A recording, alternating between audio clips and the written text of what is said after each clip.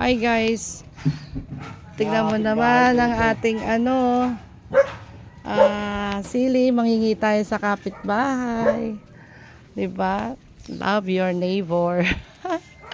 Mag-harvest tayo, maggagawa ako ng tinola. Tapos ayaw mo magpunta rito. ay, magpunta ka dito. Ayan, sarap to. Konti lang manong para sa'yo. Tapos lagyan natin ng sili. O, diba? Kaya iluluto mo. Fresh na fresh. Ang manong. So, fresh na fresh tayo. Picking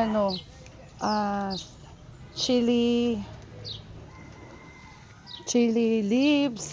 Okay na manong. Ayan na.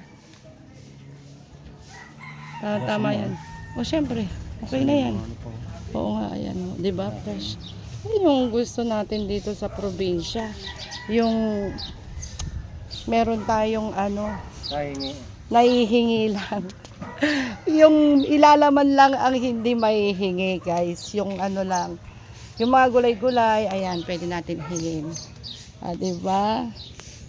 Thank you sa pasili.